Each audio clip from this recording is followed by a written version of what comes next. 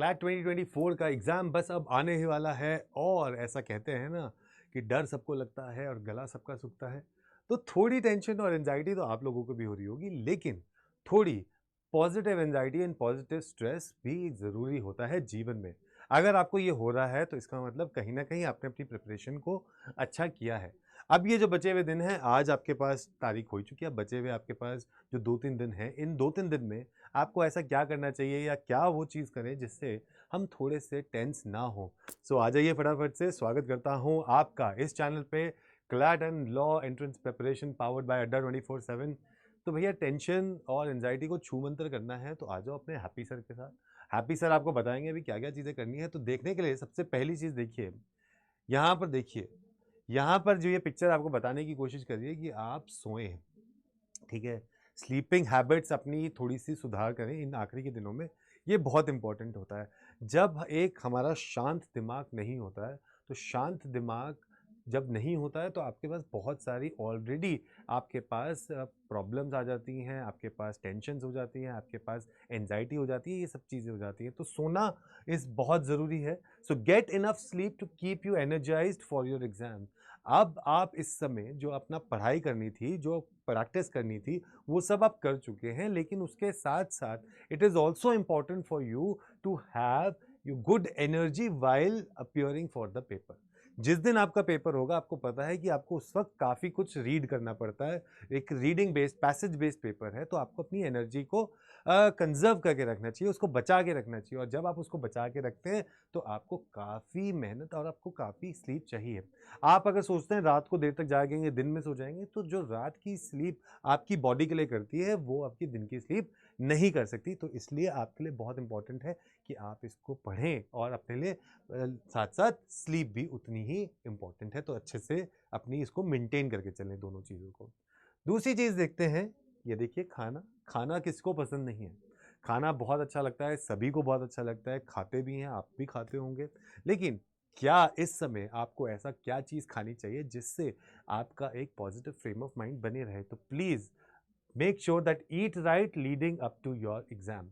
अब जिस दिन तक आपका एग्जाम है उस दिन तक हो सके तो थोड़ा लाइट खाना खाइए, हो सके तो ज़्यादा ऑयली बाहर का जो जंक फूड है उसको अवॉइड करिए। अपना अच्छा सा खाना, घर का पौष्टिक खाना खाइए जिससे आप थोड़ा एनर्जाइज रहें, जिससे थोड़ा सा आपके अंदर स्फूर्ति वो बनी रहे। खाना कभी जिस दिन पेपर भी हो, मैं तो उस दिन भी कहूँगा कि उससे पहले जो सुबह है, उस दिन कुछ ऐसा हैवी खा के ना जाए कि जिस दिन में आप थोड़े से लाउज़ी से, लेथार्जिक या फिर काउच पोटैटो जैसे बन जाएँ। ये सब चीज़ें अगर आप करेंगे तो आपको डेफ़िनेटली आप टेंशन में नहीं आएँगे और पूरा एनर्जी के साथ अच्छे उससे पेपर दे के आएँगे और अगर आप अच्छे मन से अपना पेपर दे के आते हैं, तो चांसेस आपके बढ़ जाते हैं एक अच्छा स्कोर पाने के लिए। उसके बाद नेक्स्ट आता है व्यायाम। देखिए व्यायाम तो वैसे भी हमारे को करना चाहिए, एक्सरसाइज इज़ ऑलवेज़ इम्पोर्टेंट कि आप लोग हमेशा अच्छी एक्सरसाइज करें, अच्छे तरीके से अपने बॉडी को फिट रखें बिकॉज़ एक हेल्दी माइंड, एक हेल्दी बॉडी जब आपके पास होती है तो आपके सारे काम बन जाते हैं। तो आप जब अपने आप को हेल्दी रखेंगे तो आप कर सकते हैं। तो पूरा दिन में कुछ टाइम ज़रूर ऐसा निकालिए जहाँ पर आप थोड़ा-सा एक्सरसाइज कर रहे हैं, maybe you are going for a walk and then coming back, maybe you are just calming yourself down because इस समय आस-पास इतनी सारी चीज़ें चल रही होंगी ना, स्पेक्युलेशंस होंगी, कोई आपसे कुछ बात कर रहा होगा, हम लोग भी आके आपको बताते रहते हैं, ये स्ट्रैटेजी करो, वो स्ट्रैटेजी अपनाओ, ऐसा करो, वैसा करो, ये सब लोग हम आपके साथ करते रहते हैं। लेकिन उसके साथ-साथ जब आप अपने आप को थोड़ा-सा शांत रखेंगे, काम रखेंगे, कंपोज़्ड रखेंगे, things would definitely be good for you. So exercise to reduce exam related stress. छोटी-छोटी एक्सरसाइज़ेज़, मैं ये नहीं कह रहा हूँ कि बहुत हेवी वर्कआउट में लग जाइए, नो, छोटी-छोटी एक्सरसाइज़ेस करिए, ब्रीदिंग एक्सरसाइज कर लिए, थोड़ा-सा वॉक पे होके आ गए, थोड़ा-सा मेडिटेशन कर ली, ये सब चीज़ें आपको डेफ़िनेटली हेल्प करेंगी आपके स्ट्रेस को, एग्ज़ाम रिलेटेड स्ट्रेस को कम करने में। उसके बाद आता है नेक्स्ट, अब ये क्या है, जब कभी कहते हैं कि आप अपने आप के लिए रेडी हैं पेपर के लिए, तो जनरली आंसर आता है नो। लेकिन क्या-क्या चीज़ें आपको उस पेपर के लिए चाहिए? तो adopt a positive attitude about the exam. Yes, paper कैसा आएगा? क्या होगा? क्या मैं कर पाऊँगा पेपर को या मैं नहीं कर पाऊँगा इस पेपर को? ये बहुत सारी चीज़ें हैं जो आपके दिमाग में चलती रहती हैं। लेकिन आप सब लोगों को क्या करना है कि आपको एक पॉजिटिव एटीट्यूड बना के चलना है एग्ज़ाम के बारे में कि हाँ, मैंने प्रिपरेशन करी है, पेपर जैसा भी आएगा वो सबके लिए एक जैसा आएगा, और जब वो सबके लिए एक जैसा आएगा तो I will do my best, I will put my best foot forward so that I am able to get the desired result. तो ये कभी मत सोचो पेपर तो बहुत टफ आता है, ये बहुत सारे लोग एक नेगेटिव धारणा ऑलरेडी पेपर के बारे में बना के रख लेते हैं, वो सब चीज़ें आपको नहीं करनी है। अगर आप थोड़ा सा पॉजिटिव रख के चलेंगे अपने फ्रेम ऑफ माइंड को, और प्लस उसके प्रति भी, अपने एग्जाम के प्रति भी, तो आपका definitely you will see that there is a mark change in your presentation, also in the mark change in the type of answers and the marks that you will get in the actual paper. उसके बाद देखिए, ये बोलना बहुत ज़रूरी है, yes I will do it, ये करना भी बहुत ज़रूरी है। एक अपना जो फ्रेम ऑफ माइंड है उसको आप बना के ज़रूर रखें। Have perspective regarding your exam, एक अच्छा सा स्ट्रैटेजी बना के जाइए कि हाँ मेरे पास ये 5 सेक्शंस हैं, इन 5 सेक्शंस में से कैसे मैं इन सेक्शंस को अप्रोच करूँगा, कैसे मैं इन सेक्शंस में अपने आंसर्स डालूँगा, क्या क्या मेरा एक सीक्वेंस रहेगा। वो एक अगर आपने पर्सपेक्टिव बना के लेके गए तो आप कहीं ना कहीं उन बच्चों से थोड़ा सा एक कदम आगे होंगे जो पेपर देने तो आए हैं लेकिन थोड़े से हेव आए हैं। उन्होंने कहा, सोचा कि जब पेपर आएगा तब सोचेंगे कि क्या करना है। यहाँ अगर आप एक ब्रॉड फ्रेम वर्क, एक फ्रेम लाइन बना के चलेंगे उस पेपर के लिए, तो कहीं ना कहीं आपको डेफिनेटली हेल्प होगा in terms of getting the desired score, because आपको पता है कि ये जो स्कोर है आपका, यही स्कोर है जो आपको एंड में एक सीट दिलाएगा आपके पसंदीदा एनएलयू में। तो इसलिए वो पर्सपेक्टिव होना अपने पेपर के लिए बहुत ज़रूरी है, सो दैट आपके पास एक स्ट्रैटेजी हो, एक ट्राइड एंड टेस्टेड स्ट्रैटेजी हो जो आप अपने एक्चुअल पेपर वाले दिन लगा सकते हैं। उसके बाद ये क्या कर रहे हैं, रिलैक्स के मूड में है, थोड़ा सा ब्रेक्स अगर आप लेंगे ना अपने पेपर पढ़ाई के बीच में, तो वो ब्रेक्स बहुत इंपॉर्टेंट हैं। कई लोगों को लगता है कि मेरे पास 24 घंटे हैं, मैं उन 24 घंटों में 48 घंटे पढ़ लूँ। नो, अगर आप स्मॉल स्मॉल ब्रेक्स लेंगे तो कहीं ना कहीं वो रिस्टोर कर पाएंगे उस सारी इन्फॉर्मेशन को जो या तो हम बताते हैं, या आपके मेंटर्स बताते हैं, या आपके पेरेंट्स बताते हैं, या आपकी सेल्फ एक्वायर्ड जितनी भी इंफॉर्मेशन है उसको रिस्टोर कर पाएंगे ज़्यादा लंबे टाइम के लिए। तो आपको क्या करना पड़ेगा, take breaks while studying, it is important. Right now आप कोई भी नई चीज़ तो नहीं पढ़ रहे होंगे, आई एम श्योर आप सिर्फ प्रैक्टिस पे ध्यान दे रहे होंगे, आप सेक्शनल टेस्ट कर रहे होंगे, मॉक टेस्ट कर रहे होंगे। उनके बीच में थोड़ा सा गैप रखिए so that you are able to energize yourself, re-energize yourself and appear for this particular paper.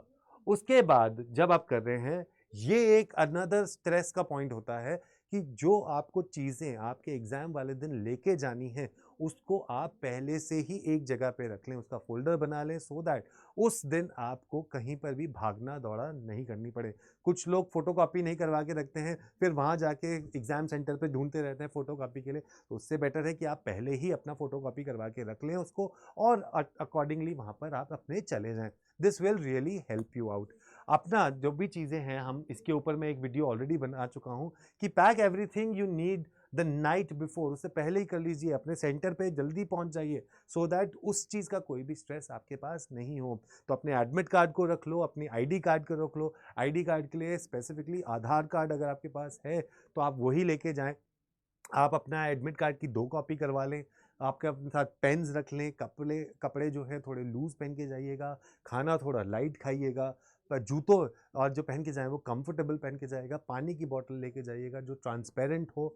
उसके अलावा घड़ी कोई भी मत लेके जाइएगा, जो एनालॉग हो बस वही ले जा सकते हैं। Digital watches not allowed, calculators not allowed, ये सब चीज़ें वहाँ नहीं अलाउड होती। रफ़ पेपर्स आप नहीं ले जा सकते, आपको वहीं रफ़ पेपर्स वो आपको दे देंगे। तो ये सब चीज़ें आपके ध्यान में होनी चाहिए सो दैट आपको एंजाइटी और स्ट्रेस इस चीज़ का ना हो।